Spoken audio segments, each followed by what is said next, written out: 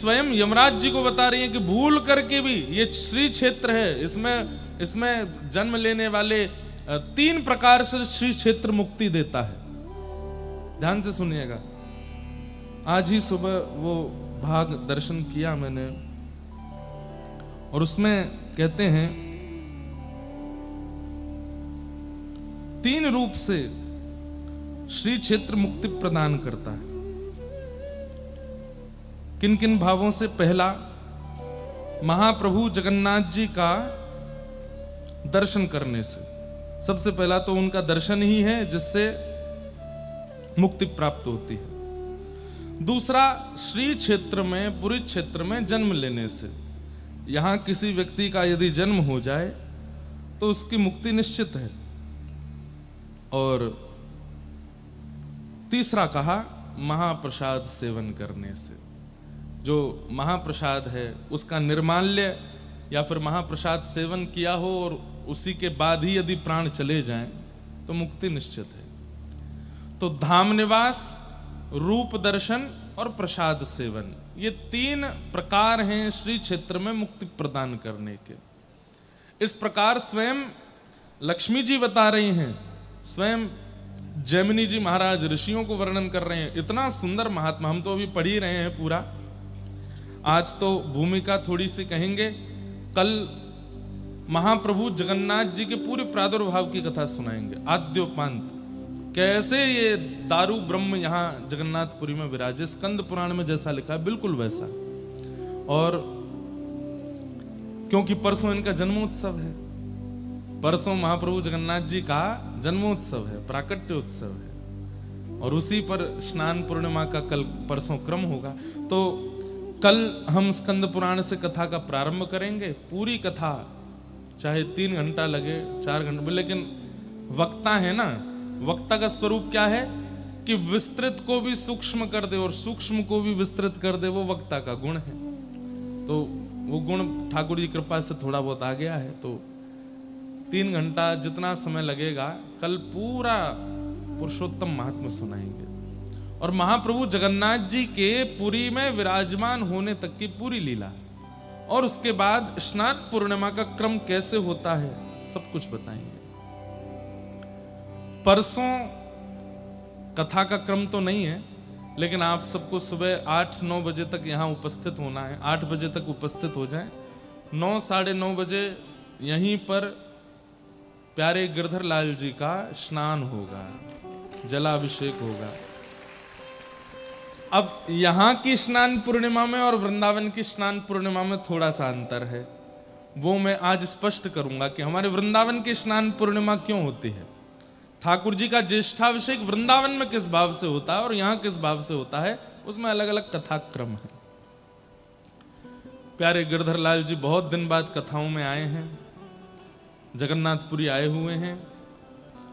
यहीं आप जिस रिजॉर्ट में आए, इसी रिजॉर्ट में ही लाल जी विराज रहे हैं। उनके दर्शन का भी एक समय निश्चित है, कथा से पहले और कथा के बाद आप सब दर्शन कर सकते हैं। बाकी परसों लाल जी यहाँ मंच पर विराजेंगे और उनका सुंदर जलाभिषेक होगा। यमुना जी का जल आया है कठा पत्थर उत्तराखंड से, क्योंकि वहां बिल्कुल स्वच्छ जल है। जहां से महाप्रभु श्री लाल जी के लिए जल आया है, उससे पहले कोई बांध नहीं है। यमुनोत्री से यमुना जी सीधी आ रही हैं पृथ्वी पर, तो कोई बांध नहीं है, इसलिए वहीं का जल मंगवाया गया है। हमारे गांधी धाम गुजरात के हैं प्रेम जी, और 1-2 बालक ये सब मिलकर के वहां से जल लेके आए हैं। क्या बोलते हैं उसको, फ्लाइट में क्या करवा के लाए हैं? पानी इतना कैसे आता है हवाई जहाज में, इतना तो लाने नहीं देते, कार्गो करवाया। हाँ, यमुना जी का जल कार्गो के थ्रू आया है, तो अद्भुत है। कल संध्या में एक क्रिया होगी, सुबह कथा होने के बाद दर्शन आदि तो आप सब कर ही रहे हैं, पर शाम को वो सारा जल यहाँ मंच पर व्यवस्थित करके श्री यमुना जी का स्वागत होगा, यमुना जी का पूजन होगा, पद पदावलियां गाई जाएंगी। उसके बाद यमुना जी का जल सुगंधित किया जाएगा, उसमें थोड़े केसर, पुष्प आदि ये सब पधराए जाएंगे। फिर एक एक करके वो जल यहां से जाएगा, लाल जी के पास रात्रि विराजेगा। रात्रि में श्री यमुना जी और ठाकुर जी का रास विहार होगा। और अगले दिन फिर सुबह यहां यानी कि परसों लाल जी विराजेंगे और लाल जी का फिर अभिषेक होगा। अब संख्या तो इतनी ज्यादा है आप लोगों की, मेरा तो मन है कि सब करें अभिषेक, लेकिन सब अभिषेक तो दर्शन ही करिएगा, बाकी सबको ठाकुर जी का चरणामृत, यमुना जी का जल सबको प्राप्त होगा। कुछ गिने चुने हमारे सब वैष्णव जन जो जनेऊ धारण किए होंगे, धोती पहनेंगे, शिखा धारण किए होंगे, वे लोग मंच पर आएंगे। हमारे पुरी के भी कई पंडा पुजारी जो उस समय व्यस्त नहीं होंगे, क्योंकि उस दिन तो सब व्यस्त रहते हैं, महाप्रभु जी का है उत्सव, सब आकर के यहाँ अभिषेक करेंगे ठाकुर जी का। अभिषेक करने के बाद फिर 15 मिनट में ठाकुर जी का श्रृंगार होगा, और श्रृंगार होने के बाद फिर ठाकुर जी की आरती होगी। भोग आरती करने के बाद हम सब भागेंगे फिर यहां से, कहां? मंदिर के पास। पहले तो मैंने सोचा एक कोई जगह पर सब हम हो लें, लेकिन बहुत दिक्कत हो जाएगी, भीड़ बहुत ज्यादा है। अपना ध्यान रख करके अभी से ही ढूंढ लो जगह कहां उस दिन दर्शन करना है, क्योंकि सिंह द्वार के ऊपर ही वहां स्नान वेदी है जहां महाप्रभु जी बैठेंगे। हमने तो अपनी जगह ढूंढ ली है, हमारे तो ये अच्छा, ये आप यूं सोचो महाराज जी ऐसा क्यों कर रहे हो, हमको ही बताओ भाई। 2002 में पहली बार पूज्य गुरुदेव भगवान हमको लाए थे जगन्नाथपुरी, 2001 या 2 में, मैं छोटा सा था, 3-4 साल का। उस समय फ्लाइट में बच्चों की टिकट नहीं लगती थी, मैं बिना टिकट के आया था, मुझे याद है। एयर इंडिया का हवाई जहाज था, बड़ा बड़ा सा हवाई जहाज होता था। पहली हवाई यात्रा लगभग मेरी शायद तभी थी, पूरी आए थे। और 2002 से अब क्या चल रहा है, 2026, लगभग 25 वर्ष से हम पुरी आ रहे हैं। किस लिए आ रहे हैं? इसीलिए तो कि ऐसे ऐसे लोगों से संबंध बना लें ताकि जब रथ यात्रा हो, स्नान पूर्णिमा हो, तो हमको जगह मिले बैठने की। 25 वर्ष का इन्वेस्टमेंट है, इसलिए हमको जगह बढ़िया वाली मिलेगी बैठने को, तो बैठ के वहां से दर्शन करेंगे महाप्रभु जी का। और स्कंद पुराण में वर्णन करते हैं, जल अभिषेक करते हुए महाप्रभु जी का जैसे ही व्यक्ति दर्शन करता है, जन्म से लेकर के उस घड़ी तक जितने उसने पाप किए हैं उन सब से वो मुक्त हो जाता है, सारे पाप नष्ट हो जाते हैं। आप कहोगे महाराज जी हम में तो पाप ही नहीं है, ऐसा हो ही नहीं सकता। इस संसार में बहुत सूक्ष्म से सूक्ष्म पाप है जो सबको लगते हैं, मुझे भी लगता है, आपको भी लगता है। जरूरी नहीं कि हमने कोई अनर्थ किया हो, शास्त्र लिखित पाप किया हो तो ही हमारे पाप मुक्त होने चाहिए। हमसे अज्ञात अज्ञात रूप में बहुत पाप होते हैं। महाप्रभु जगन्नाथ जी के उस पावन जलाभिषेक दर्शन करके समस्त पाप नष्ट हो जाते हैं। और कहते हैं जो उस रूप का दर्शन करता रहता है, जलाभिषेक ठाकुर जी का दर्शन करता रहता है, पुनर्जन्म न विद्यते, उसका फिर पुनर्जन्म नहीं होता। महाप्रभु जी उस पर कृपा करके संग ही ले जाते हैं। तो ये अवसर आपके सामर्थ्य से नहीं हुआ, आपके धन से नहीं हुआ, माता पिता पति पत्नी बच्चों की आज्ञा से नहीं हुआ, गुरु कृपा से और भगवत इच्छा से हुआ है। इसलिए इस अवसर को गवाइएगा नहीं। अपना बहुत ध्यान रखिएगा अगले 4 दिन, क्योंकि गर्मी बहुत ज्यादा है। समुद्र के अंदर स्नान करने नहीं जाना है ना। हमारे पिताजी एक ही चीज से डरते हैं हमारे लिए, बोले इसको जल दिखता है तो ये मानव से मछली बन जाता है। पिताजी कहते समुद्र में नहीं जाना है, भीतर नहीं जाना है। लेकिन स्कंद पुराण कहते हैं कि जगन्नाथपुरी में रह करके आपने महाप्रभु जी का दर्शन किया, पुरी क्षेत्र में निवास किया, महाप्रसाद का सेवन किया, और यदि समुद्र महोदधि स्नान नहीं किया तो जो पुण्य आपको पुरी में प्राप्त हुआ पुरी से निकलते यहीं रह जाएगा। इसके लिए आपको एक बार महोदधि स्नान तो करना है। अच्छा, अब इसमें एक बात और, कई कहते हैं बाल्टी लेके जाओ, लोटा लेके जाओ, मग्गा लेके जाओ, जल लेके नहा लो। नहीं, आपका सर्वांगीण अंग उसमें डुबकी लगावे। एक डुबकी तो आपको लगानी है। तो फिर करो क्या, भीतर मत जाइएगा, क्योंकि शीतकाल में समुद्र में रेत इतनी नहीं होती। तो शीतकाल में आप बहुत अंदर तक भी चले जाएंगे तो पानी इतना ही रहता है, लेकिन ग्रीष्म काल में, और कल पूर्णिमा है, तो समुद्र में ज्वार भाटा आता है, जिसके कारण कहीं भी गड्ढा हो जाता है। अब आप 10 कदम चले तो हो सकता है वहां पर 50 फीट गड्ढा हुआ, तो डूब जाओगे। इसलिए जहां लहर आ रही है वहां बैठ जाइए और समुद्र नारायण भगवान के आगे हाथ जोड़ के कहिए, नाथ आप ही स्पर्श करके स्नान करा दो, थोड़े भीतर जाके बैठ जाओ, लहरें आकर के आपको जैसे ही पूरे गिरे हो जाओ तुरंत भागे आओ प्रणाम करो। बस ये स्नान एक दिन तो करना है। तो ऐसा सब भाव है। और हमारी अगर प्रार्थना मान सको तो एक समय की प्रसादी तो महाप्रसाद ही पाना है। हम तो 2 समय महाप्रसाद ही पाएंगे, हम बाहर का कुछ नहीं पाते, रसोई भी नहीं बनवाते अपने लिए। लेकिन आप सब लोग यहाँ प्रसाद की व्यवस्था भी होगी, या जो आयोजक आए उनकी भी होगी, या जो भी, मुझे पता नहीं है, लेकिन एक समय का प्रसाद तो आपको महाप्रसाद ही पाना है। आनंद बाजार जाओ, आनंद बाजार, कितने लोग पूरी पहली बार आए, हाथ ऊपर करना। हे भगवान, पहली बार आए हो? आपको तो रोना चाहिए बैठ करके कि इतना समय निकाल दिया हमने, इतने दिन, इतने वर्ष के बाद आए हैं पूरी।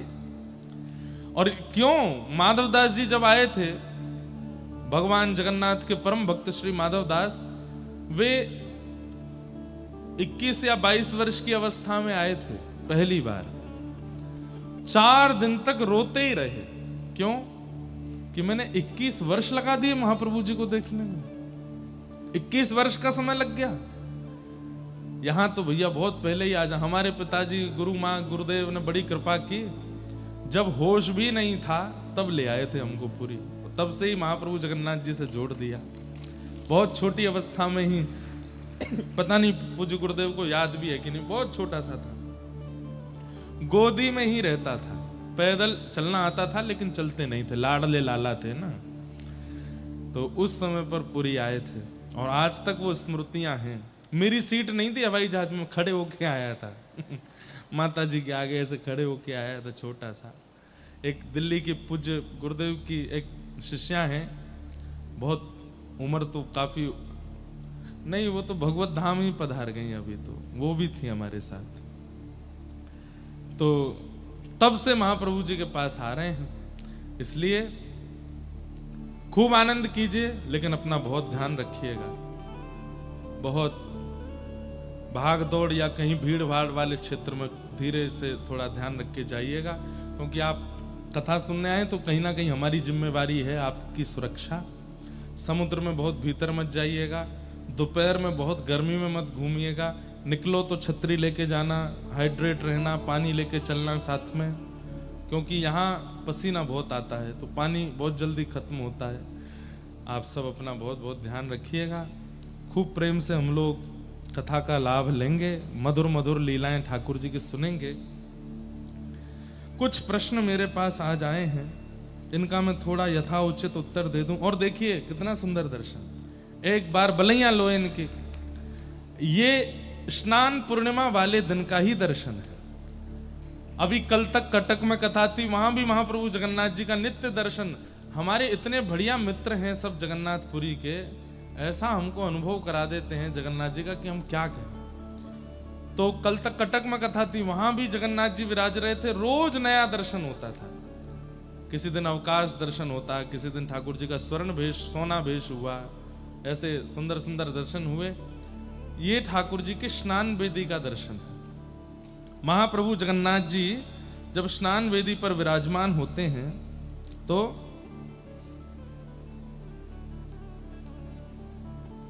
अभी श्लोक लिखा है स्कंद पुराण का, लेकिन जो मैं बोलूं शायद वही हो। ये दोले च है कि डोले च है? डोले, दोले, द है ना। दोले च दोल गोविंदम चापे च मधुसूदन रथे तु वामनं दृष्ट्वा पुनर्जन्म न विद्यते। डोल वेदी में गोविंद का दर्शन, ये डोल वेदी संभवतः होली के समय होती है? अच्छा, झूला पर, हमारे यहां डोल होली पर होता है, ठाकुर जी का डोल। तो झूला पर विराजमान गोविंद का दर्शन करना, नौका विहार करते हुए मधुसूदन का दर्शन करना, रथ के ऊपर विराजमान महाप्रभु जगन्नाथ का दर्शन करना, महाप्रभु वामन के रूप में दर्शन करें, इन दर्शनों को करने से पुनर्जन्म नहीं होता है। ऐसे ठाकुर जी के दर्शनों की विधा, ये अभी दिख रहे हैं टीवी उस पर स्क्रीन पे, ये डोले च गोविंद, मतलब डोल यानी कि झूला पे विराजमान गोविंद का दर्शन। नौका विहार करते हुए मधुसूदन, यहाँ पर सुंदर ठाकुर जी का नौका विहार होता है। कितने दिन तक ठाकुर जी नौका विहार करते हैं, वो सरोवर भी है, वहां दर्शन करके आना एक बार। और रथ के ऊपर महाप्रभु वामन रूप में दर्शन करने से पुनर्जन्म न विद्यते। ऐसे ठाकुर जी के मधुर दर्शन हैं। तो ये रत्न ठाकुर जी स्नान वेदी पर विराजमान इसी स्वरूप में होंगे परसों, तो वही स्वरूप यहाँ पर विराजमान है। श्री बलभद्र जी, सुभद्रा जी और महाप्रभु जगन्नाथ जी और सुदर्शन जी, चतुर्व्यूह रूप, इसका खूब भाव से दर्शन करो। बाहर कितनी अच्छी एंट्रेंस बनाई है, पूरा महाप्रसाद, कैसे महाप्रसाद की हंडियां हैं, कैसे लोग सब सिद्ध करते हैं, सब बाहर उसका निर्माण किया गया है। और भीतर प्रवेश करते ही श्री राधा रमन लाल जी विराजमान है। उसमें एक संशोधन हम करना चाहते हैं कि राधा रमन लाल जी वहां मुख ना करके इधर मुख कर लें, यहाँ जगन्नाथ जी को देखते रहें, कथा श्रवण करें। किन्हीं बालक के श्री राधा रमन लाल जी जैसे स्वरूप बाहर विराजमान, तो उनका मुख इधर की तरफ हो जाए तो हमें बेचारे उनका मन हो रहा है कथा सुनने का, ऐसे सुनने होंगे तो इधर ही मुख कर लें तो सुख मिलेगा। पूरा पंडाल भी क्या अद्भुत सुंदर बनाया, सब उड़ीसा के, ये देखो रसगोल्ला भोग, अधर पाना, और ये क्या नीलाद्री विजय, ये सब दर्शन यहाँ पर सब करवाए गए हैं। इनका भी सब लोग दर्शन करो। आज क्या सुंदर नृत्य यहाँ पर ठाकुर जी का, जो उड़ीसी नृत्य है जो यहाँ का प्रसिद्ध है, उसका सब बालकों ने किया था नृत्य। हमारे भैया, ये पिछले वर्ष कथा हुई तब भी यहाँ पर, और महाप्रभु जगन्नाथ जी के, जब जगन्नाथ जी रथ की ओर चलते हैं और रथ में आरूढ़ होकर चलते हैं, तब भी ये सेवा करते हैं, ठाकुर जी के आगे नृत्य करते हैं, ठाकुर जी के आगे नृत्य करते हुए चलते हैं। इतना सुख ठाकुर जी को देते हैं। आपको बहुत बहुत प्रणाम। बस ऐसे ही आप सेवा, कल भी जब श्री रुक्मणी जी को लेकर के ठाकुर जी, तब भी आपका नृत्य वहां चल रहा था, तब भी मैं पहुंचा था। बहुत बहुत आपको धन्यवाद, सब बालकों को बहुत बहुत। ऐसे ही सब ठाकुर जी की सेवा करें। हमारे भी एक दो रामानुजदासी दास शिष्य हैं यहीं के, उड़ीसा के, पुरी के, कटक के, वो भी उड़ीसी नृत्य करते हैं। अगर आएंगे यहाँ पे तो उनसे भी करवाएंगे। महाप्रभु जी को बहुत प्रिय लगता है। क्यों क्यों प्रिय लगता है? 4 युग हैं, सतयुग, त्रेता, द्वापर, कलयुग। सतयुग के भगवान बद्री विशाल नर नारायण भगवान, मूर्ति मैया के गर्भ से प्रकट हुए नर नारायण भगवान। क्यों प्रकट हुए थे? एक सहस्त्र कवच नाम का राक्षस था, उसका वध करने के लिए हुए। सहस्त्र कवच ने तपस्या करके ब्रह्मा जी से कहा कि मुझे अमर बना दो। ये सबरे अमर ही बनना। अच्छा, एक बात तो निश्चित हुई, कथा कहते कहते मन में आया, मरने से जो डरे वो राक्षस है। मृत्यु से डरिए मत।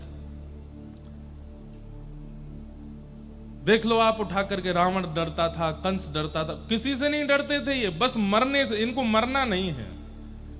ऐसे ही संसार में भी जो मृत्यु से डर रहा है, मृत्यु से भयभीत है, वो कहीं राक्षस तो नहीं है। मृत्यु से डरिए मत, प्रतीक्षा कीजिए बस। हाँ, मृत्यु के अंतिम समय दंड पाणी यमराज ना आमे, वंशीधारी मदन मोहन आमे, इसके लिए भजन करो, क्योंकि मृत्यु द्वार है ठाकुर जी की प्राप्ति का। उससे भयभीत मत होइए। तो सहस्त्र कवच बहुत भयभीत रहता था। उसने ब्रह्मा जी की तपस्या करके कहा मुझे अमर बना दो। ब्रह्मा जी बोले अमर का वरदान नहीं देते हम। तो उसने कहा तो फिर जैसे हिरण्यकश्यप ने बहुत वरदान मांगे, ऐसे ही सहस्त्र कवच ने मांगा कि आप एक काम कर दीजिए। फिर बोले क्या? मुझे 1000 कवच दीजिए, और उस कवच की योग्यता कैसी हो? एक कवच वही काट सके जो 1000 वर्ष तपस्या करेगा। ध्यान से सुनिएगा, 1000 वर्ष तपस्या करने के बाद कोई वो व्यक्ति मेरा एक कवच काटे, और एक कवच को काटने में भी 1000 वर्ष का समय लगे। और तीसरा वरदान दे दीजिए कि कवच कटते ही काटने वाला मर जाए। ब्रह्मा जी बोले तथास्तु। तो सहस्त्र कवच हंसने लगा हिरण्यकश्यप की तरह, वाह ये असंभव जैसा है। मैंने 1000 कवच मांगे हैं, एक कवच 1000 वर्ष की तपस्या के बाद कटेगा और उसको काटने में भी 1000 वर्ष लगेंगे, और मैं 1000 कवच हो गया मैं तो अमर। ब्रह्मा जी बोले समय बताएगा। ब्रह्मा जी तो वरदान दे देते हैं, महादेव तो वरदान दे देते हैं, फिर उन वरदानों को सिद्ध करने आना इनको पड़ता है। लेकिन एक बात कहूं, कई बार शिष्यगण बालक जन जानबूझ के ऐसी क्रिया करते हैं ताकि हमारे गुरुदेव या हमारे माता पिता कोई लीला करें तो हमको देख के सुख मिले। तो ब्रह्मा जी जानबूझ के वरदान देते हैं। ठाकुर जी बोले ऐसा वरदान देते क्यों हो? बोले नाथ इसी बहाने आपका कोई अवतार होगा, हमको दर्शन मिल जाएगा। सहस्त्र कवच को दे दिया। तब भगवान नर नारायण के रूप में मूर्ति मैया के यहां प्रकट हुए, और वे दोनों गए बद्रिकाश्रम, और वहां एक तपस्या करता है और एक युद्ध करता है। जब नर युद्ध करते हैं तब नारायण तपस्या करते हैं, और 1000 वर्ष ही लगना है। अब कहां वो, नहीं तो उसने तो वरदान पूरा एक बार रिवाइंड कीजिएगा, क्या वरदान था? एक कवच को काटने में 1000 साल लगेगा, वही काट पाएगा जो 1000 साल तपस्या करेगा, और काटने के बाद उसकी मृत्यु हो जाएगी। तो नर नारायण भगवान ने किस पद्धति से मारा उसको कि जब नर युद्ध करते हैं तो 1000 वर्ष युद्ध में लगेगा, उतनी देर नारायण बैठ के तपस्या करते हैं, और जैसे ही उसका कवच कटता है और वो अपनी वरदान के स्वरूप में नर को परास्त कर देता है, कवच कटते ही वे मूर्छित होकर गिर जाते हैं, तब भगवान नारायण मृत संजीवनी विद्या से उसको जीवित कर देते हैं। वो कहते तू तप पे बैठ, अब मैं लड़ता हूं।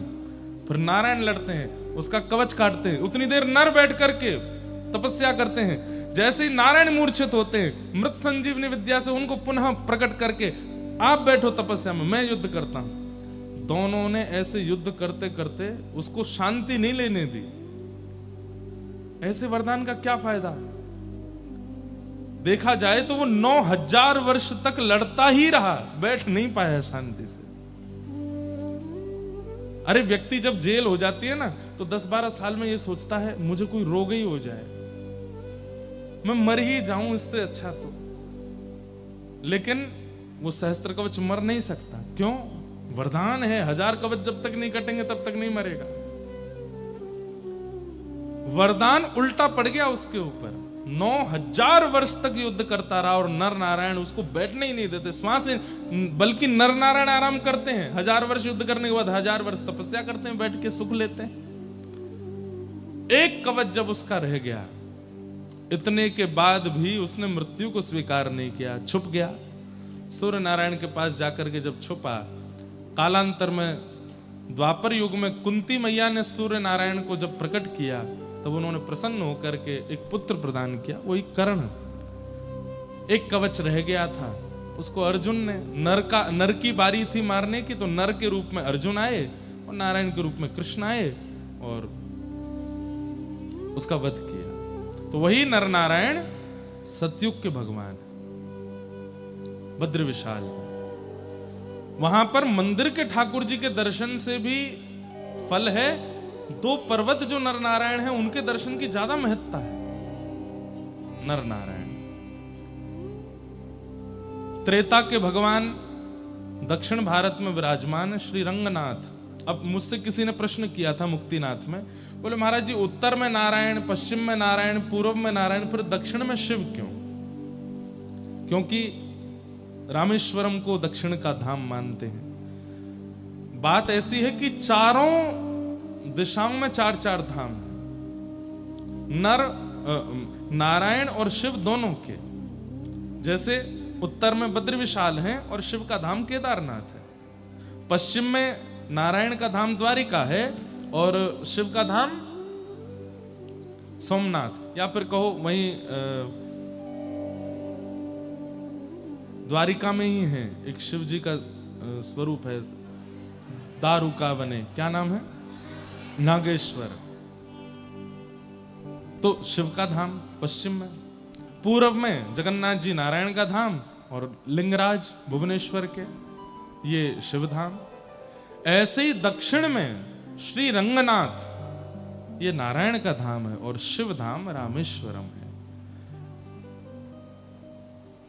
लेकिन बहु प्रसिद्धि रामेश्वरम जी की ही है, तो लोग दक्षिण का धाम केवल उन्हीं को मानते। केवल वे नहीं है, नारायण का धाम श्री रंगनाथ है।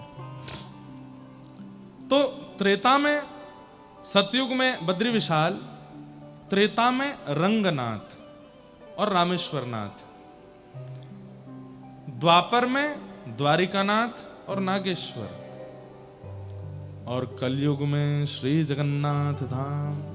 श्री जगन्नाथ का ही महत्व है। सतयुग में तपस्या कर रहे हैं भगवान,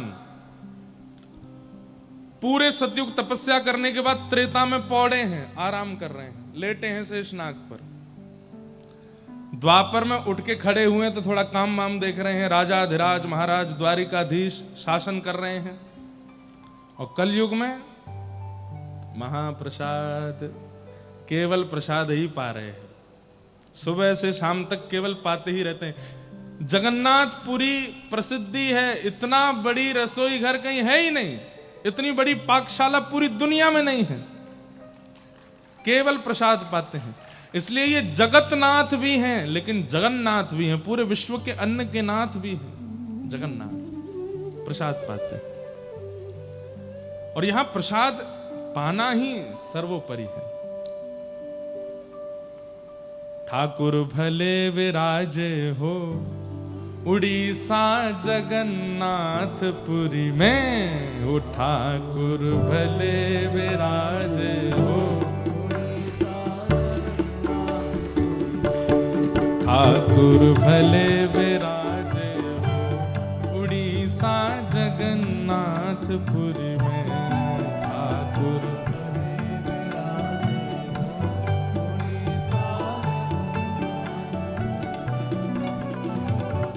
इतनी बढ़िया एसी की व्यवस्था की है, अब तो ताली जोर से बजनी चाहिए। बल्कि मुख्य व्यास जी के एसी काम नहीं कर रहे हैं, लेकिन आप लोग तो सब बढ़िया हो, प्रेम से गाओ। और 4 दिन ये हमारे जीवन की बहुत बड़ी उपलब्धि वाली कथा है, इसलिए भैया 4 दिन उत्साह में कमी नहीं होनी चाहिए। महाप्रभु जगन्नाथ जी का जन्मोत्सव खूब आनंद से मनाएंगे हम सब। अरे ठाकुर भले विराजे हो उड़ीसा जगन्नाथपुरी में, ठाकुर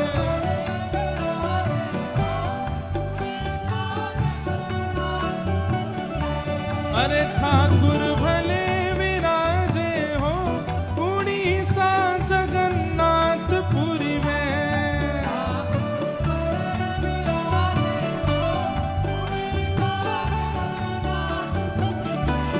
उड़ीसा जगन्नाथपुरी में, उड़ीसा जगन्नाथपुरी में।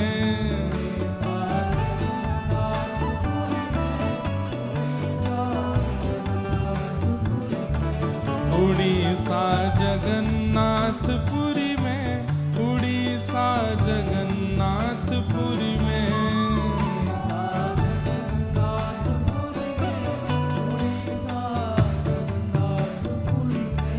हे ठाकुर, हे ठाकुर, हे ठाकुर भले विराजे हो उड़ीसा जगन्नाथपुरी में,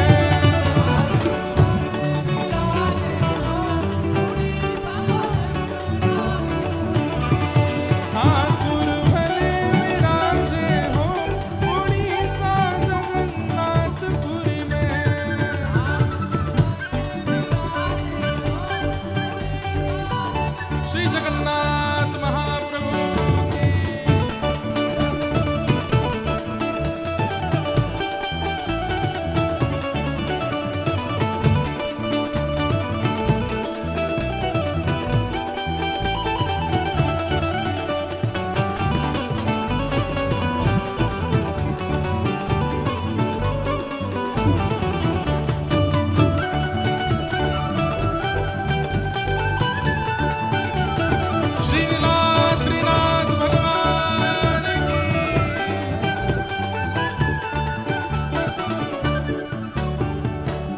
कब से छोड़ी मथुरा नगरी,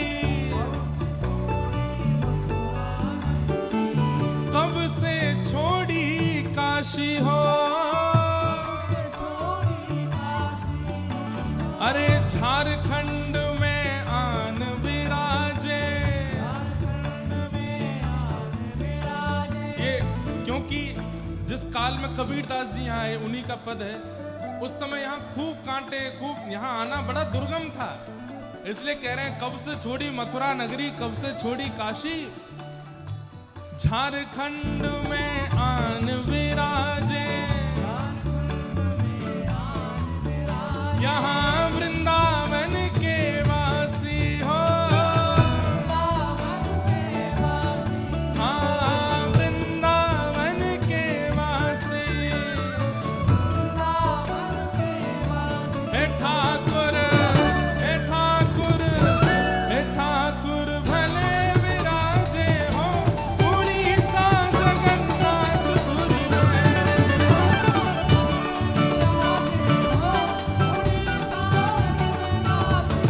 हे ठाकुर भले विराजे हो उड़ीसा जगन्नाथपुरी में।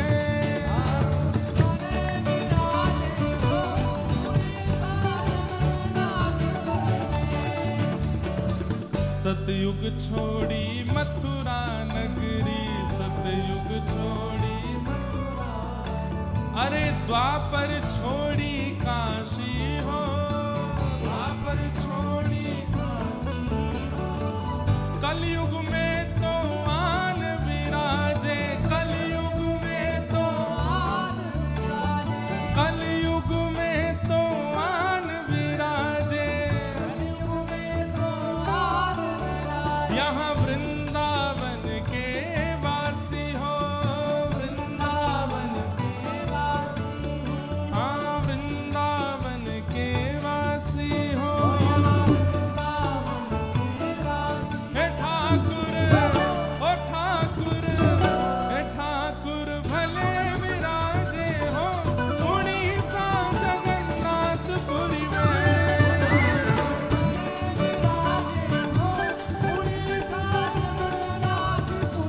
हे ठाकुर भले विराजे हो उड़ीसा जगन्नाथपुरी में।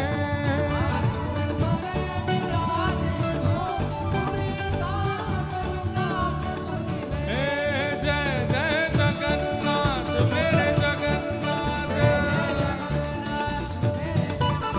मेरे प्रभु जगन्नाथ, मेरे जगन्नाथ, प्यारे प्रभु जगन्नाथ मेरे जगन्नाथ, प्यारे प्रभु जगन्नाथ मेरे जगन्नाथ। हे ठाकुर, हे ठाकुर, ओ ठाकुर भले विराजे हो उड़ीसा जगन्नाथपुरी में।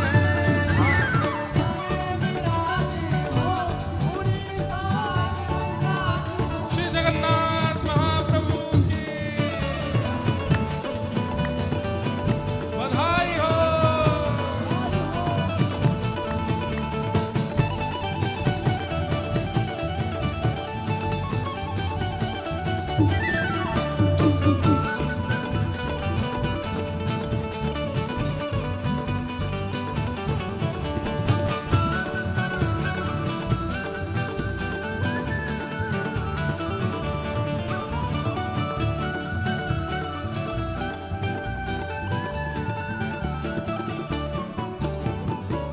उड़िया मागे खिचड़ी, उड़िया मागे खिचड़ी, उड़िया मागे खिचड़ी,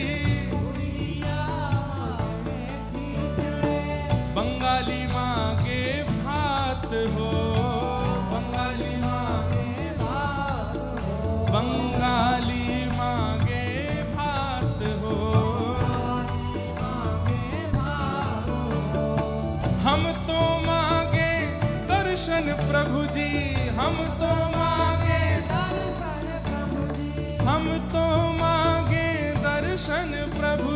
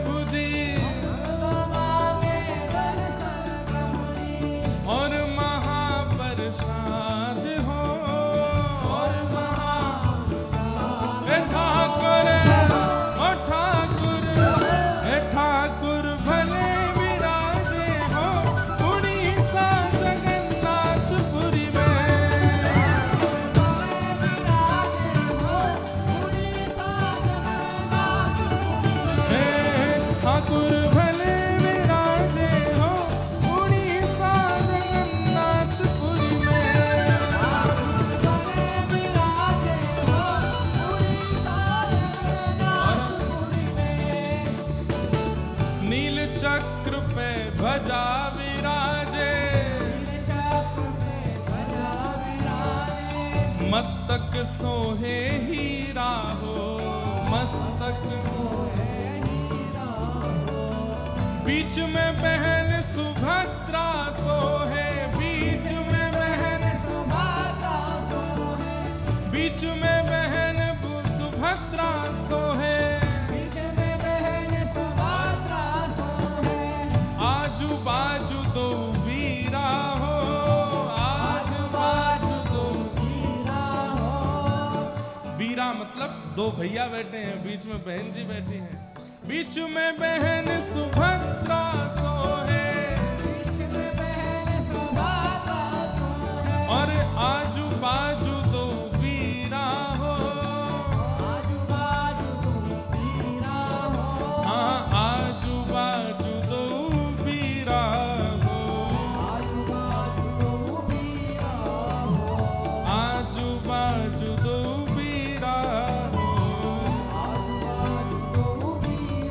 ठाकुर ओ ठाकुर, ए ठाकुर भले विराजे हो उड़ीसा जगन्नाथपुरी में। ठाकुर भले विराजे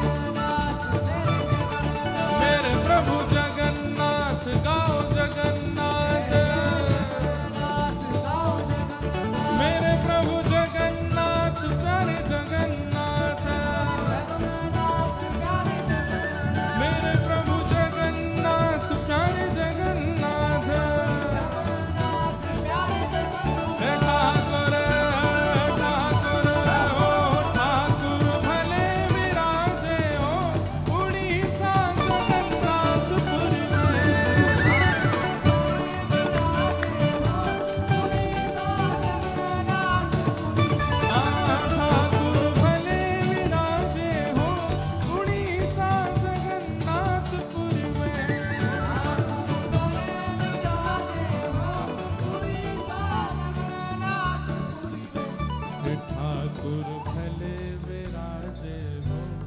उड़ीसा जगन्नाथपुरी में।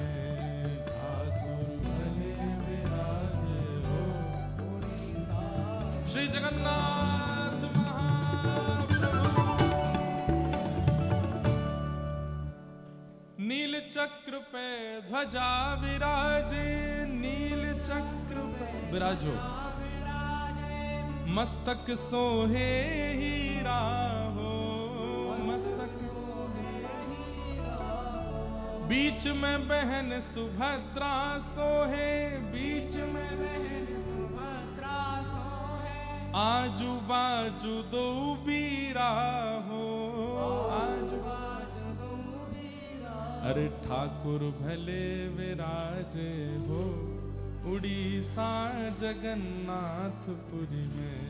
ठाकुर भले विराजे हो उड़ीसा। अच्छा, इसमें एक दो पंक्तियां ऐसी हैं जो एक अधिकारी भक्त बोल सकता है। अधिकारी भक्त मतलब ठाकुर जी से नेक नोक झोंक, थोड़ी बहुत लड़ाई झगड़ा जैसा, ठाकुर जी से थोड़ी सी, जैसे कहते हैं ना कि थोड़ी नेक, अरे भैया अब तो बड़े आदमी है गए, हमको काय को देखोगे, हम ते काय को बात करोगे, ऐसे कोई प्रेमी लोग बोलते हैं। तो उड़ीसा आए हैं उत्तर भारत के भक्त, तो क्या कह रहे हैं?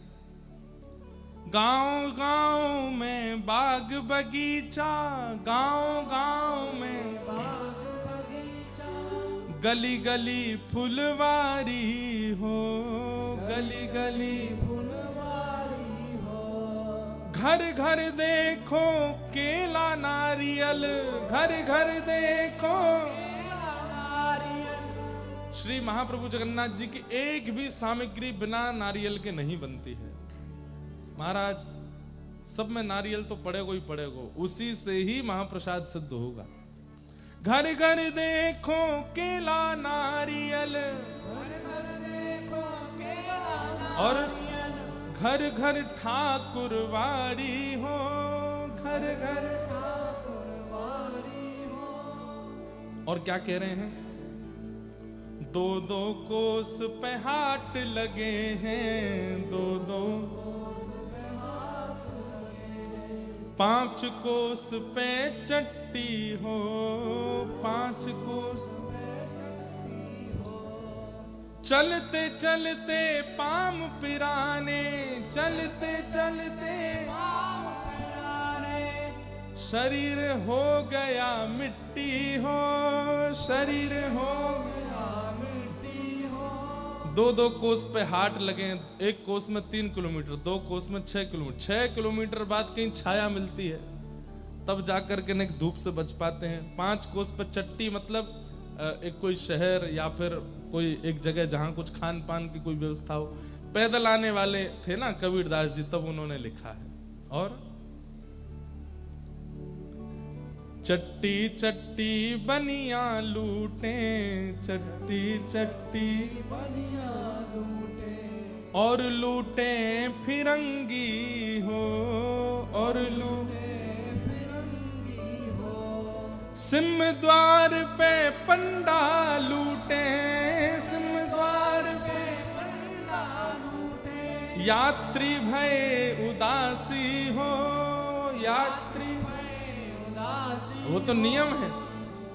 यहाँ हमारे सब ठाकुर जी के सेवायतों पे 2 डंडी सी और होती है, उसको बजाएंगे, कड़क कड़क करके बजाते हैं। कभी कभी एक दूसरे के ऐसे सिर पे भी देते हैं। वो ठाकुर जी का आशीर्वाद मानना चाहिए। हमारे नाना जी हमको समझाते थे, वो लाला हम संसारी लोगों का जितना भी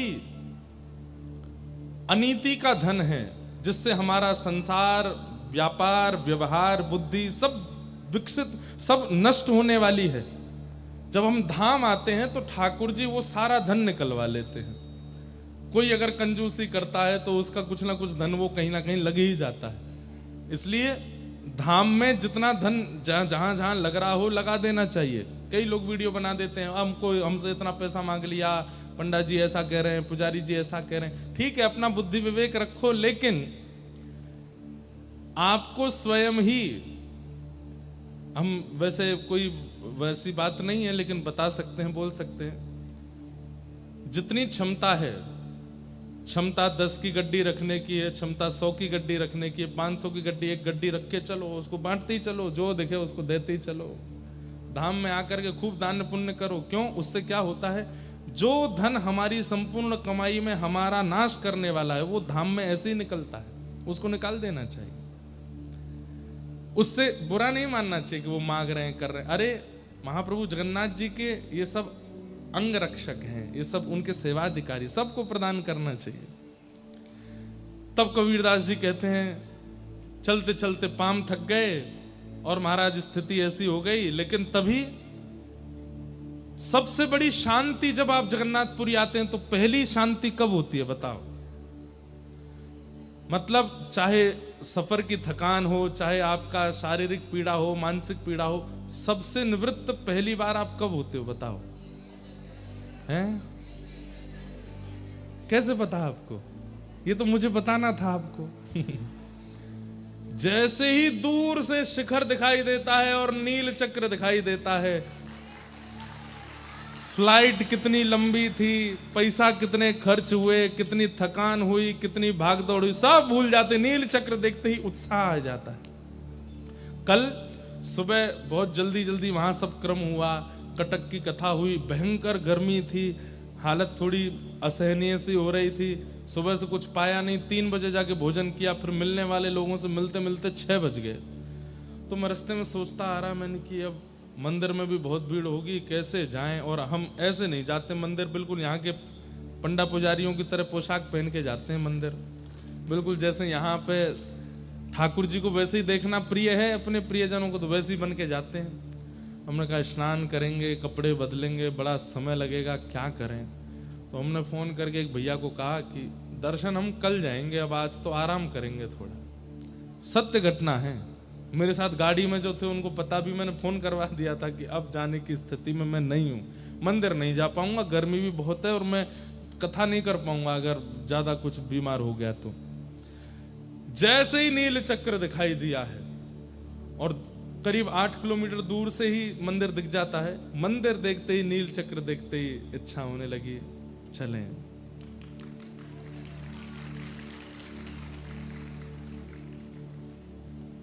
कल कटक में हम एक पंक्ति गा के आए थे, थका मन चल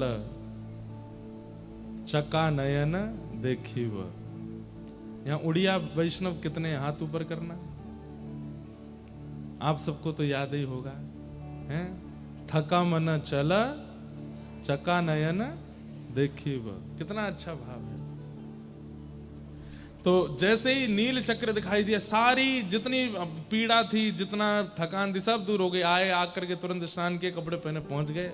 और जैसे ही पहुंचे, ठाकुर जी के विवाह का दर्शन हो गया, राजा जी से मिलना हो गया, गजपति महाराज से महाप्रसाद भी हो गया, ठाकुर जी ने चकाचक दर्शन भी कराई दिए, सब आनंद हो गए। और फिर नींद तो छोड़ो, रात में 2 बजे तक स्कंद पुराण और पढ़ते रहे। ऐसी ऊर्जा आई चित्त में कि बस जैसे कोई थकान ही नहीं थी। तो नील चक्र पे ध्वजा विराजे, नील चक्र पे मस्तक सोहे हीरा हो, मस्तक सोहे हीरा हो। बीच में बहन सुभद्रा सोहे। अच्छा, एक बात मैं कथा में कहा करता हूं, दर्शन करके लगता है हमारे जगन्नाथ जी के हस्त कमल, बलभद्र जी के, लेकिन सुभद्रा जी के कहाँ है? तो बहन है ना, वात्सल्य मूर्ति है, माताओं में वात्सल्य ज्यादा होता है। ऐसा कभी कभी लगता है कि बलभद्र जी और जगन्नाथ जी ये दोनों तो कृपा करना चाहते तो हैं, लेकिन बैठे थे, बस नहीं कर रहे थे। तब एक भुजा जगन्नाथ जी की और एक भुजा बलभद्र जी की इन्होंने ही आगे किए, बोले कि इस पर कृपा करो, ये जो सन्मुख आया इसका कल्याण करो।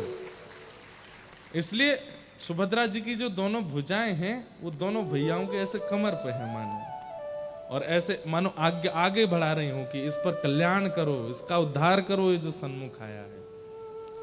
बीच में बहन सुभद्रा सोहे, बीच में बहन सुभद्रा सोहे, आजू बाजू दो बीरा हो, आजू बाजू दो बीरा। अरे ठाकुर भले विराजे हो उड़ीसा जगन्नाथपुरी में, ठाकुर भले उड़ीसा। ऐसे महाप्रभु जी का महाप्रसाद, महाप्रसाद आप सब लोग एक समय तो पाइए ही पाइए, ये नियम रख लीजिए कि महाप्रसाद हमको पाना है। कुछ प्रश्न हैं, उनके मैं उत्तर दे दूं, फिर उसके बाद कथा का विश्राम की ओर चलेंगे। किन्हीं का भाव है कि मुझे श्री जी के प्रति सखी भाव तथा ठाकुर जी के प्रति जीजा जी का भाव स्वप्न में संकेत हुआ, जिसकी पुष्टि मैंने ठाकुर जी के सन्मुख पर्ची डाल के भी की। गुरुदेव, इस रिश्ते का निर्वहन मुझे किस किस प्रकार करना चाहिए? बहुत ध्यान से सुने, जिनका भी ये भाव है, गुप्त रूप से। आपके संग खड़े होने वाले व्यक्ति को भी ना पता हो कि आप इस भाव में ठाकुर जी, और केवल यही नहीं, कोई भी संसार का संबंध ठाकुर जी से अब कलिकाल की भयावह स्थिति को देखते हुए, आज्ञा करते हुए हम कह रहे हैं, गुप्त रखिए अपने भावों को। ठाकुर जी को जीजा जी ही मानिए, श्री जी को बहन ही मानिए, वो पुष्टि भी कर चुके हैं इस बात की, लेकिन इसका प्रकाशन मत कीजिए किसी के भी सामने। अपने अंतस्थ में और अपने हृदय में ही केवल इसका प्रकाशन करो, और किसी को बताइए भी मत कि हम ठाकुर जी को इस भाव से देखते हैं। इस भाव का निर्वहन आपको गुप्त रूप से करना है, और गुप्त रूप से इसको निभाते चलो, इसका निर्वहन करते चलो। आप कहोगे महाराज जी कैसे संभव है? अरे भैया, संसार, हम कलयुगी जीव हैं, हम बहुत खतरनाक हैं, हमसे सब संभव है। 6-6, 7-7 वर्ष तक आजकल के युवाओं के बिना बताए संबंध चलते रहते हैं, किसी को पता भी नहीं चलती। फिर 7 वर्ष बाद माता जी इससे ब्याह करा दो हमारा। कहने की बात है, मतलब जब संसार की बात आती है तो हम सब निभा लेते हैं, ठाकुर जी की बात आती है तो फिर ये प्रश्न क्यों आता है कि कैसे निभाए? गुप्त रूप से उसको भी निभाओ, किसी को पता मत चलने दो, छुपाओ सबसे, बस अंतर्निष्ठ हो जाओ। इसको अंतर्निष्ठ भक्ति कहते हैं। आपका जो भाव ठाकुर जी के प्रति है उसका प्रचार मत करो, गुप्त रखो। प्रचार करने से वो भाव घटेगा। और इसका एक और बात बताऊं, आप ठाकुर जी को जीजा जी मानते हो जिन्होंने ये कहा, पर दुनिया को ये नहीं बताओ, कुछ और बताओ। हम तो भाई मानते हैं इनको, हम तो सखा मानते हैं, या फिर हम इनको गुरु मानते हैं। उनको कुछ और बता के चलो। प्रेम का इस स्वरूप है कि अपना संबंध छुपाया जाए, गुप्त रखा जाए, गोपनीयम। फिर किन्हीं का भाव है, नाम जप की महिमा आपने और वृंदावन के कई संतों ने अपने श्री मुख से बताई है, परंतु मैं द्वय मंत्र का पाठ नाम जप की तरह ही करती हूँ। क्या ये भी नाम जप की ही महिमा से के समान ही है? अब रामानुज परंपरा में मूल मंत्र, द्वय मंत्र, चरम मंत्र, 3 मंत्र हैं। द्वय मंत्र 24 घंटे आपके मन में चलते ही रहना चाहिए। उसमें भगवान का नाम ही तो है, तो भगवान नाम तो हो ही रहा है, उसको आप करते रहो, बिल्कुल नाम महिमा के समान है। अब केवल हम ये मान लेते हैं कि कृष्ण कृष्ण जपें, राधा राधा जपें, वही नाम जप नहीं। भगवान नाम कहीं भी है, कोई भी है, किसी भी रूप से उच्चारित हो रहा है, वो नाम है। नाम भाव से उसका उच्चारण करो। किन्हीं का भाव है कि मेरा स्वभाव बिल्कुल अच्छा नहीं है। श्री रघुनाथ जी, श्री जगन्नाथ जी को जिस शुभ गुण प्रिय नहीं, जो सभी गुण प्रिय नहीं लगते, वो सभी गुण मेरे अंदर बसा पड़ा है। अच्छा, मेरे अंदर ईर्ष्या दोष है, अहंकार है, काम क्रोध लोभ मोह सब कुछ भरा पड़ा है, और मन की स्थिति बहुत खराब है। कृपया मेरा मार्गदर्शन कीजिए। मैं बहुत चतुर हूं, चालाक हूं। आप कथा में कहते हैं सरल बनो, सही बनो, ये सब गुण मुझ में कैसे आएंगे? कृपया कर मेरा मार्गदर्शन कीजिए। सबसे बड़ी बात, आप स्वीकार कर रहे हैं तो स्वीकार करने से तो आधा गुण कम हो ही जाएगा, जो दुर्गुण है। दुर्गुण बढ़ता कब है? जब उसको स्वीकार ना किया जाए। कोई आपकी गलती बता रहा है, आप स्वीकार मत करो तो क्या होगा? बढ़ता ही चला जाएगा।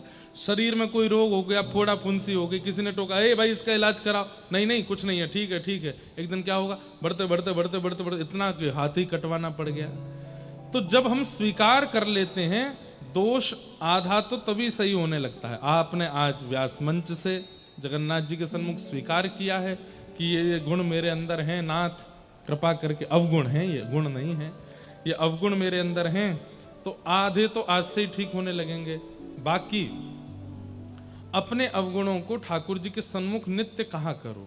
और जब जब अवगुण प्रकट हो, जैसे ईर्ष्या का अवगुण प्रकट हो, काम का अवगुण प्रकट हो, किसी में दोष देखने का अवगुण प्रकट हो, आपको पता तो है कि ये अवगुण है, ये दोष है, तुरंत नेत्र बंद करके जो नाम आपको प्रिय ठाकुर जी का लगता है वो गाने लग जाओ। भाई बीमार होते ही औषधि ली जाती है ना, अवगुण आते ही नाम रूपी औषधि गाने लग जाओ, लेने लग जाओ। उससे क्या होगा? आइंदा वो अवगुण प्रकट नहीं होगा। जैसे किसी से ईर्ष्या हो रही है, वो व्यक्ति सामने आ गया, आप उसको देखते ही तिल मिला गए, उसको देख करके मन में आ रहा है गिर जाए, इसका तो ऐसा हो जाए, इसका नाश हो जाए। 2-4 बात बोलने के बाद तुरंत नेत्र बंद करो, नहीं नहीं नहीं नहीं, ये अवगुण है, भगवत प्राप्ति में बाधा डालेगा। जगन्नाथ जगन्नाथ जगन्नाथ जगन्नाथ, गोविंद माधव मधुसूदन मुरारी, हे माधव आदि आदि भगवान के नाम गाने लग जाओ। श्री राधा श्री राधा श्री राधा। तुरंत औषधि लेते ही क्या होता है? बुखार धीमा पड़ जाता है। अवगुण आते ही नाम गाने लग गए।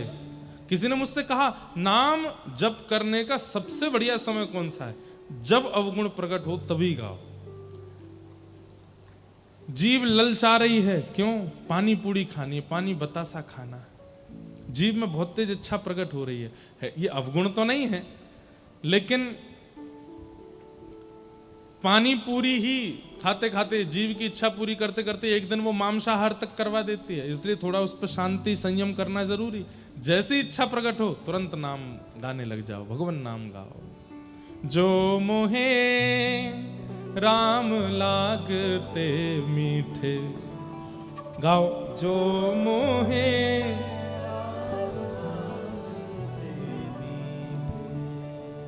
श्री गोस्वामी तुलसीदास जी महाराज ये पंक्तियां गाते हैं विनय पत्रिका में। जो मोहे राम लागते मीठे, जो मोहे तो 60 रस सब रस रस अनरस, जो 60 तो जितने भी रस हैं संसार के वो सब अनरस हो जाएंगे। है जाते सब सीठे, जो मोहे राम लाग। जिस दिन राम नाम प्रिय लग जाएगा जीव को, संसार के किसी रस में सुख नहीं आएगा। जिस दिन नेत्रों को ठाकुर जी भा जाएंगे, दर्शन को नैना तपे, वचन सुनन को कान, मिलवे को हियरा तपे, हिय के जीवन प्राण, गोवर्धन वासी आप लोगों में से कभी कोई जंगल सफारी गया है? हाथ ऊपर करो जो कभी जंगल में देखने गए हो जानवरों को। अच्छा, कभी बाघ देखा है? उसको टाइगर बोलते हैं, शेर बोलते हैं। तो निश्चित ही आपने जरूर पूछा होगा, जो गाइड वाले, ये मानवों को नहीं खाता, ये इंसानों को नहीं खाता। तो वे लोग क्या कहते हैं? नहीं, वो इंसान को देख के क्रोधित तो होता है, इंसान को देख के उत्सुक तो होता है, लेकिन खाता नहीं। और लोग बाग कितना सफारी में घूमते रहते हैं, मानव को देख करके मुंह और फेर लेता है। उसको स्वाद हिरण में ही आता है, उसको स्वाद सब में। लेकिन कभी कभी वह बाघ या फिर जल का वह जीव नरभक्षी हो जाता है, और जब उसके दांतों को जीव को नर का स्वाद लग जाता है, फिर वो हिरण नहीं ढूंढता, फिर वो नर को ही ढूंढता है।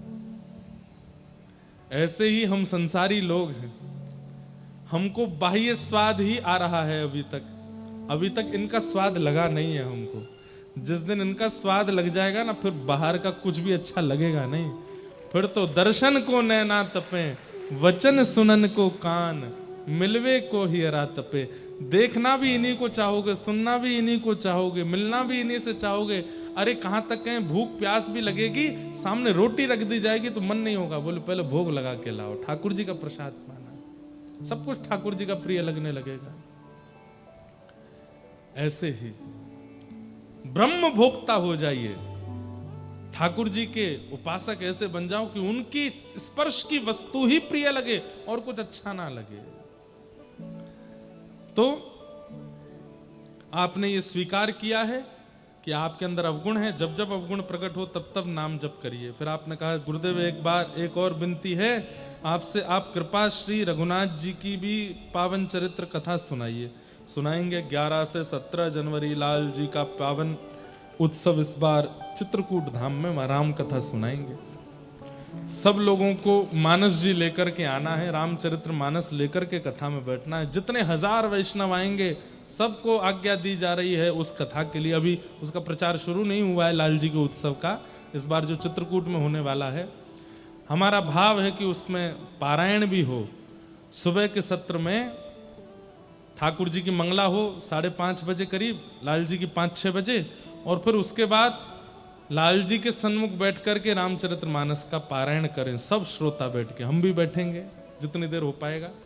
और फिर उसके बाद 9-10 बजे तक पारायण करने के बाद बाल भोग पा करके सब लोग 11 बजे पंडाल में उपस्थित हो जाएं। 11 साढ़े 11 से कथा चलेगी, 1:30-2 बजे तक राम कथा करेंगे। उसके बाद फिर विश्राम करें, शाम को 5-6 बजे से फिर लाल जी के कृष्ण भय रघुनाथ, इसी भाव से उत्सव चलेंगे। राम जी की लीलाओं के उत्सव चित्रकूट धाम में होंगे 11 से 17 जनवरी, तो वहां राम कथा सुनाएंगे, सब लोग आइएगा। अगर घर वाले भक्ति के खिलाफ हों तो हमें उनसे लड़ना चाहिए या नहीं? अगर घर वाले कंठी और तिलक को लगाने से मना करें तो हमें क्या करना चाहिए? भैया, आज कलिकाल में बहुत बुरी स्थिति सब जगह हो रही है, लड़ने की तो हम नहीं कहेंगे। और दूसरी बात, कलिकाल की क्या, सतयुग में श्री प्रहलाद जी भी अपने पिताजी से नहीं लड़े, लेकिन हाँ अपने भाव पर, अपनी भक्ति पर, अपने विचार पर अटल रहे प्रहलाद जी। भले ही सबने त्यागने को मना किया, त्यागा नहीं। प्रहलाद जी कहते हैं पिताजी आप जो कहेंगे मैं सब करूंगा, आप कहेंगे दैत्य विद्यालय में पढ़ने जाओ, पढ़ने जाऊंगा, आप कहेंगे ये करो, ये करूंगा, लेकिन मैं अपने भजन को नहीं छोड़ूंगा, मैं अपने नाथ को नहीं छोड़ सकता, मैं अपने हरि को नहीं छोड़ूंगा। तो ऐसे घरों में जो बालक रहते हैं, सबसे पहले तो घर वालों को वो खुश किससे होते हैं?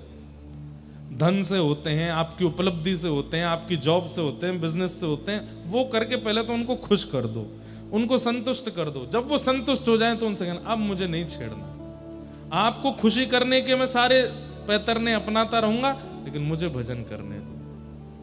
क्योंकि जब तक आप उनका विश्वास नहीं जीतेंगे, उनको प्रसन्न नहीं करेंगे, तो कलिकाल है, कोई ना कोई कष्ट देता ही रहेगा आपको। अब बच्चे आजकल क्या करते हैं, वो भजन में तो इतने आनंदित हो गए, लेकिन घर वालों को दुखी कर देते हैं, हम तो करेंगे, अब तुम चाहे जो करो। कलिकाल में नहीं चल पाएगा ऐसे। कलयुग में पहले उनको जो चाहिए वो उनको दे दो। आपको चाहिए मैं 90% लाऊं, ले आऊंगा। इसीलिए भजन, इसीलिए पढ़ाई करो कि 90% आके ये शांत हो तो मैं भजन करूं। आपको चाहिए मैं विवाह करूं, तो लो विवाह कर लेते हैं। आपको चाहिए कि हमारे इतनी संपत्ति हो जाए, लो चलो इसके लिए भी प्रयास करूंगा, लेकिन मेरे भजन में विक्षेप नहीं डालो। और दूसरा तरीका है अंतर्निष्ठता। अब एक बात सार्वजनिक तो नहीं बतानी चाहिए, लेकिन बता देता हूं। एक हमारी शिष्या हैं, वो हिंदू नहीं है, मुस्लिम है, और मुस्लिम में भी ऐसे परिवार से हैं जहां समय की नमाज होती है। उन्होंने आकर के जब दीक्षा ली तो सामने बैठे, तो मैं नाम पूछता हूं, पंच संस्कार में नाम पूछा तो नाम उन्होंने ऐसा ही कुछ बताया। तो नेत्रों में आंसू भरे, आंखें लाल। मैंने कहा क्या करें अब लाली? महाराज जी दीक्षा तो दे दीजिए। मैंने कहा दीक्षा तो हम दे देंगे, पर खान पान की शुद्धि? बोले वो तो मैं खाती ही नहीं हूं, मैंने अपने पिताजी और माँ से कह दिया मुझे एलर्जी है, मुझे घृणा होती है, मुझे 3-4 दिन तक वमन होता रहता है अगर मैं कुछ खा लेती हूँ, तो वो तो मैं नहीं खाती। मैंने कहा चलो खान पान तो शुद्ध हो गया, नियम कैसे करोगे? ये नियम साधन भी तो करना, अष्टाक्षर मंत्र कैसे करोगे? तिलक स्वरूप धारण करना अनिवार्य है, ये सब कैसे करोगे? तो बोले महाराज जी हमारे घर में सबसे पहले हमारे पिताजी उठते हैं 5 बजे, फिर माता जी उठती हैं 6 बजे, पूरा परिवार 5 बजे के बाद ही उठता है।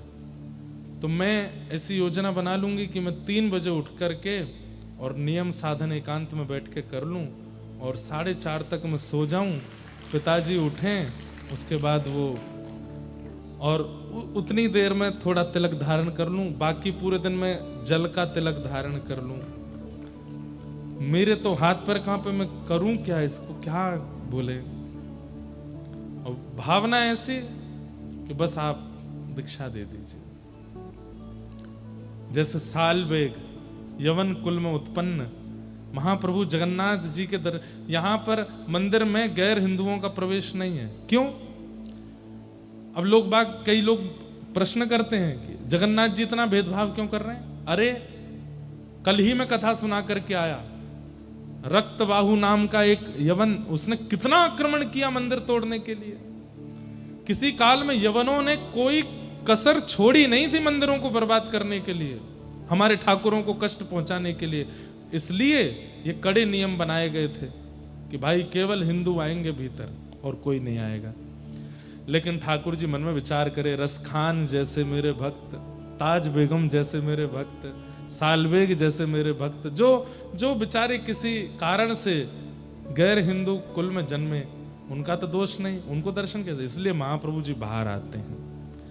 ठाकुर जी के मंदिर में दर्शन करने का फल तो है ही, लेकिन जब ठाकुर जी रथ पर विराजमान होते हैं और रत्न वेद अपने स्नान वेदी पर विराजमान, उसकी महिमा इतनी बड़ी क्यों कर दी ठाकुर जी ने? बोले जो साल भर भीतर नहीं आ सकते वो एक बार यहां दर्शन कर लें, साल भर के दर्शन का फल मिल जाएगा मेरा। ये जगन्नाथ है, इतना कौन सोचता है किसी के लिए?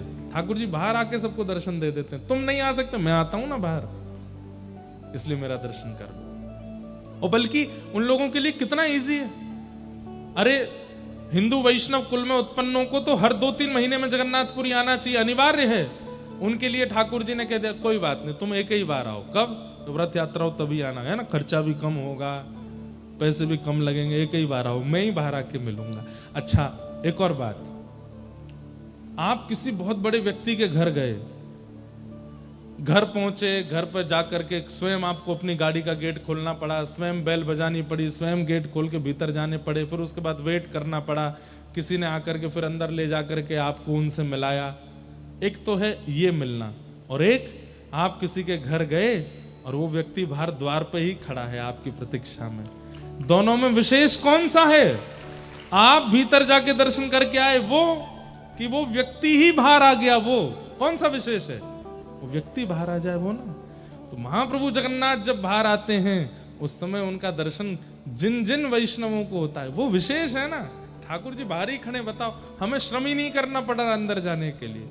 तो इसलिए अब बताओ, वो लाली अभी कहीं कथा थी मेरी, दीक्षा लेके वो 6-7 महीने तो दिखी नहीं, कहीं कथा थी, वहां वो आई थी। अब मुझे तो, मैं तो भूल गया, मेरे को पता ही नहीं था। फिर उन्होंने एक पत्र में लिख के कहा कि महाराज जी मैं वो, तो फिर हमने मिल तो नहीं पाया, मैंने ये पूछा बस कि नियम होता है? बोले हाँ महाराज जी रोज होता है, रोज होता है। मैंने कहा बहुत अच्छा है। तो जिसको प्राप्त करना है ना ठाकुर जी को, वो कैसे भी तरीके निकाल ही लेता है। तो ऐसे परिवार के जिनका ये बालक का प्रश्न है, अपने आप तरीके निकालो, करने का प्रयास करो। भगवान हमको विरह क्यों देते हैं? क्योंकि हमारा प्रेम पुष्ट हो। संयोग में विरह नहीं होता, संयोग में प्रेम घटने लगता है, इसलिए ठाकुर जी विरह प्रदान करते हैं। अरे प्यास लगी है, पानी ना हो तो प्यास की कीमत समझ में आती है, पानी की कीमत समझ में आती है, एक एक बूंद की कीमत समझ में आने लगती है।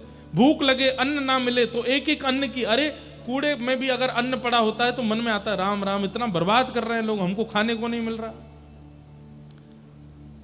वस्तु की सहज प्राप्ति उसकी कीमत को घटा देती है, उसके प्रति प्रेम को घटा देती है, इसलिए वियोग आवश्यक है। ठाकुर जी इसलिए कभी कभी दूर करते रहते हैं ताकि आपको उनकी कीमत पता चले, उनका भाव पता चले, उनके प्रति वो प्रगाढ़ हो जाए जो प्रेम है, इसलिए। और उनको पाना इतना मुश्किल क्यों? किसने कहा मुश्किल है?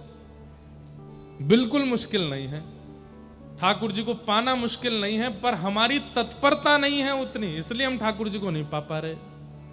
एक सामान्य झुग्गी झोंपड़ी में जन्मा बालक पढ़ लिख करके IAS ऑफिसर बन सकता है।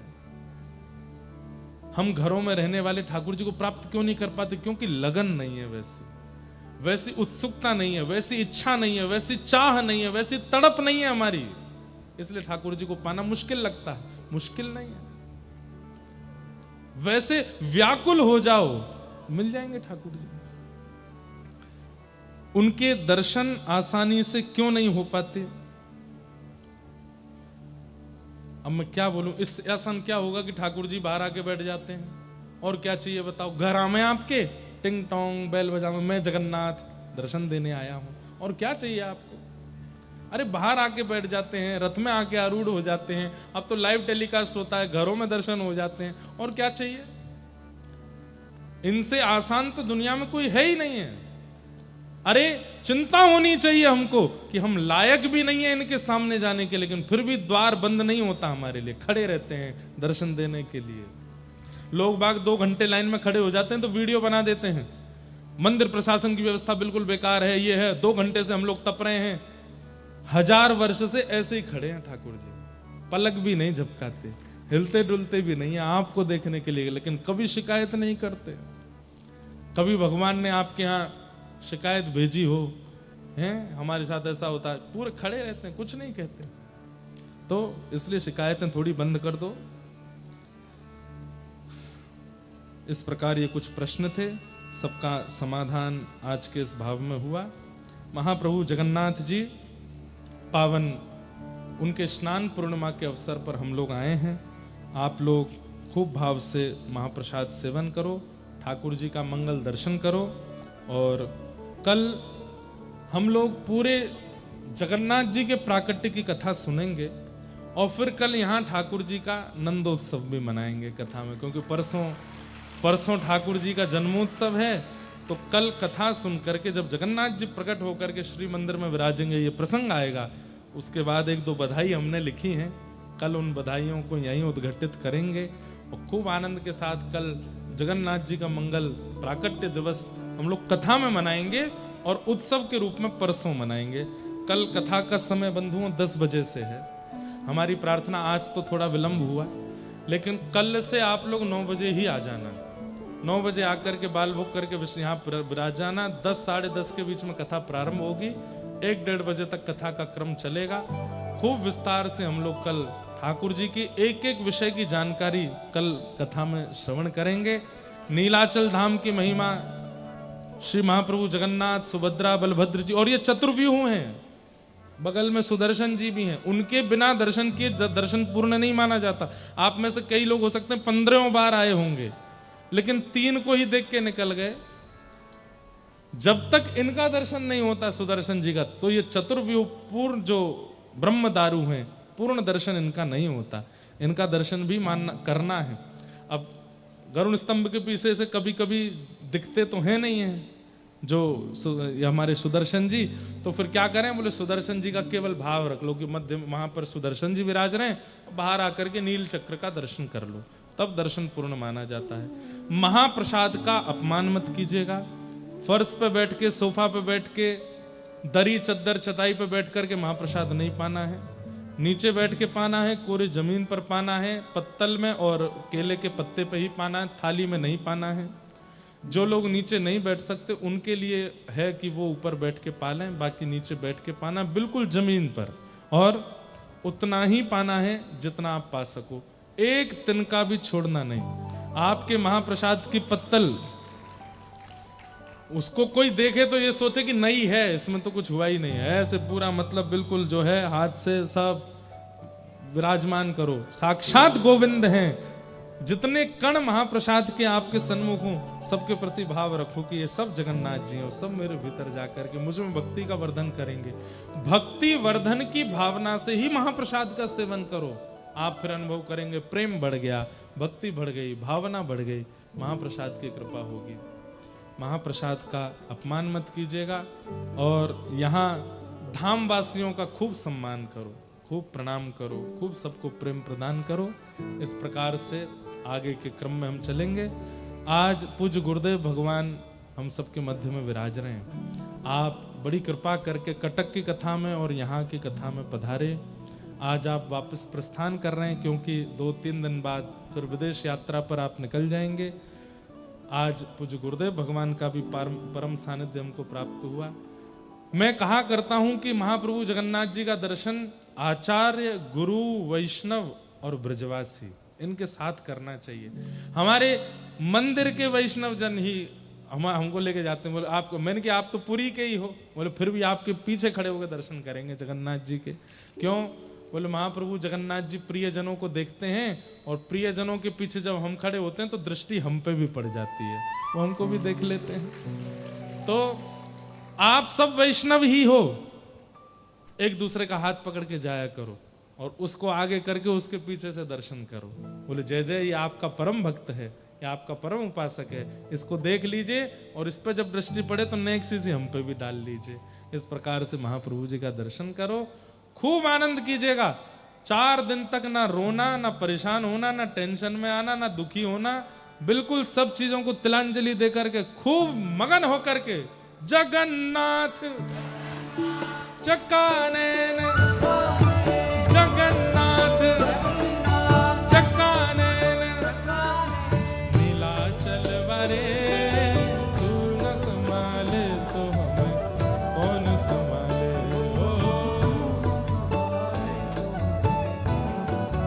एक बार हमारे गोवत्स राधा कृष्ण जी महाराज जिनका ये पद है, उनको बहुत बहुत यहीं से प्रणाम कर रहे हैं। उन्हीं की कृपा से पूरा विश्व आज गा रहा है। मेरे प्रभु जगन्नाथ चक्कानेन, जगन्नाथ चक्कानेन, लाचल वरे तू न संभाले तो हमें कौन संभाले। कल मैच है क्या? ये क्या है? नहीं नहीं, ये थोड़ा खोल के तो दिखाओ, वहीं से दिखाओ क्या है ये। हम जय जय हैं, वाह। और फिर आगे क्या है? हाँ, यही जय जय हैं भैया। अभी तक तो ये पद पूरी दुनिया में गा रहे थे, बंबई, कलकत्ता, बड़ोदरा, जाने कहां कहां गाए, लेकिन अब ये पद वहीं गा रहे हैं जहां का ये कॉपीराइट है। महाप्रभु जगन्नाथ जी के चरणों में भाव से गाओ, मेरे प्रभु, अरे ऊंचे स्वर में, मेरे प्रभु जगन्नाथ, हे चक्कानेन, लाचल वरे तू न संभाले तो हमें कौन संभाले हो। हे मेरी ये नैया है सिर्फ तेरे हवाले,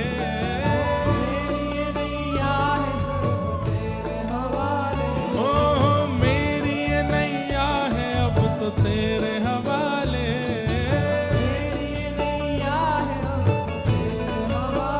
ओ हमें तू न संभाले तो हमें कौन संभाले हो। हाँ, तू न संभाले तो हमें कौन संभाले हो। मेरे प्रभु जगन्नाथ चक्कानेन, जगन्नाथ चक्कानेन, नीलाचल वरे तू न संभाले तो हमें कौन संभाले हो।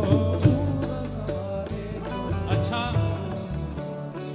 हमारे कथा वाले जगन्नाथ जी की तरफ से, गिरधर लाल जी की ओर से, कथा के मनोरथी परिवार की ओर से सब वैष्णवों के प्रसाद की व्यवस्था है। आप सब लोग प्रसाद पाकर के ही यहाँ से जाइएगा और बड़े भाव से फिर शाम को दर्शन करिए जगन्नाथ जी का। कल फिर मिलेंगे। हे बलभद्र सुभद्रा संग आप विराजे,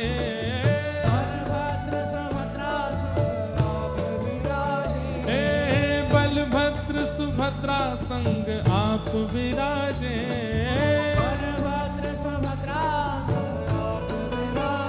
हे मंदिर के ऊपर नील चक्र विराजे,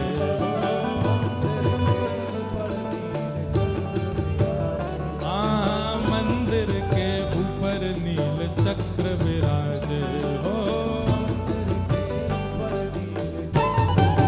मेरे प्रभु जगन्नाथ चक्कानेन, जगन्नाथ चक्कानेन, हे जगन्नाथ चक्कानेन, जगन्नाथ चक्कानेन, नीलाचल वरे तू न संभाले तो हमें कौन संभाले हो। हाँ, तू न संभाले तो हमें कौन संभाले हो। हे तुम्हें छोड़ जाऊं अब मैं किसके दुआरे,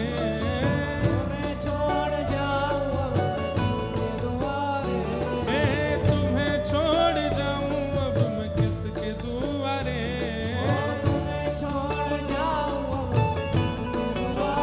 ओ हमें तू न संभाले तो हमें कौन संभाले हो।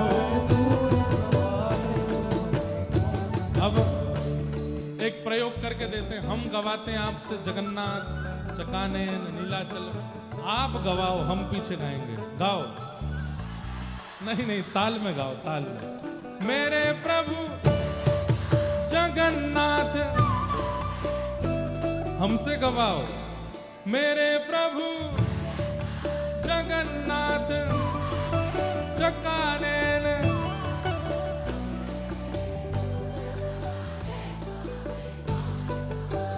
हे तू न संभाले तो हम ही गवाते हैं। हे जगन्नाथ, और ऐसे नहीं, मुद्रा जगन्नाथ चक्कानैन, जगन्नाथ चक्कानैन, नीलाचल मारे तू न संभाले तो हमें कौन संभाले।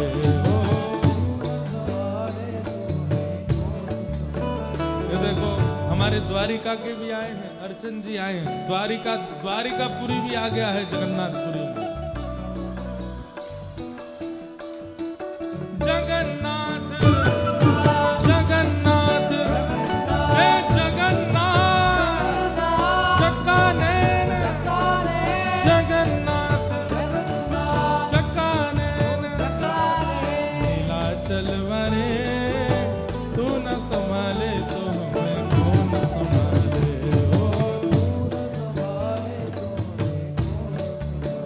हाँ तू न संभाले तो हमें कौन संभाले।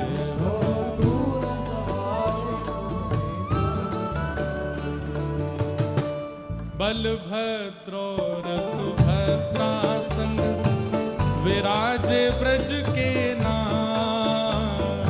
बलभद्र और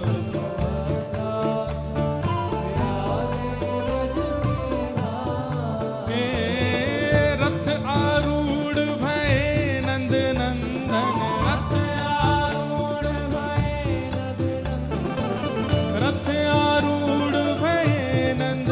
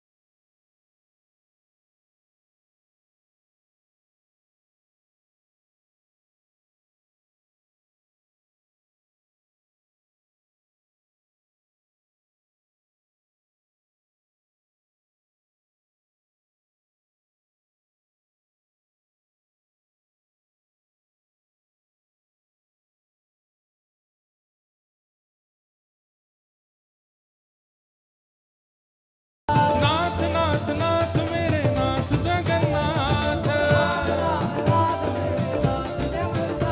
हे नाथ नाथ नाथ मेरे नाथ जगन्नाथ,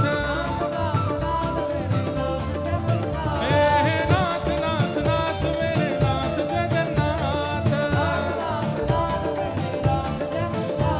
हे नाथ नाथ नाथ मेरे नाथ जगन्नाथ,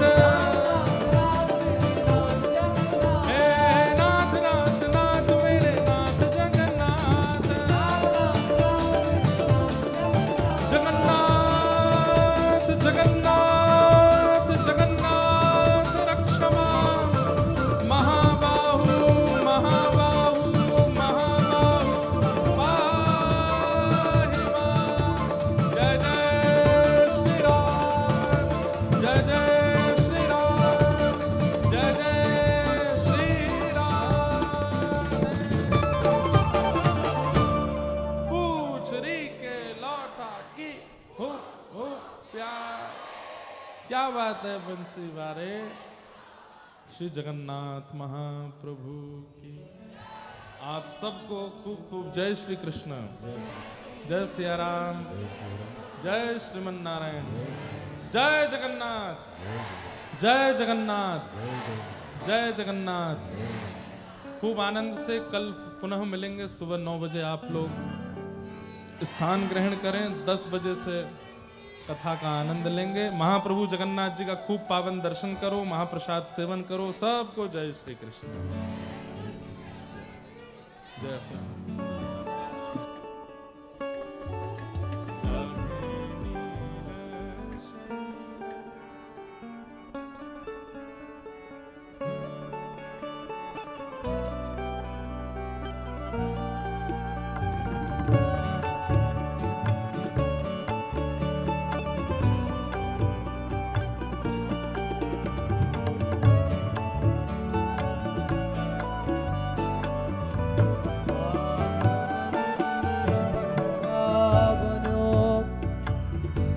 बन्यो लाल को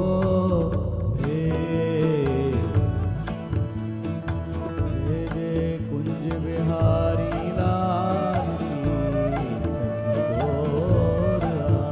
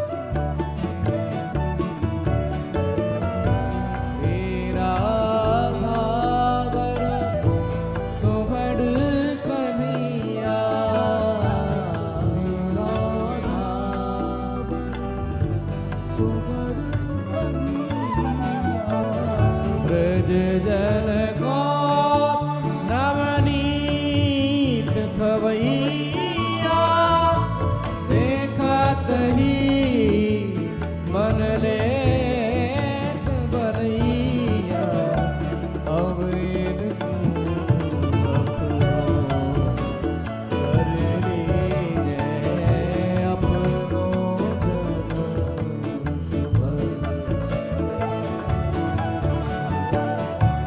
आरती बार आरती बार आरती बार कृष्ण की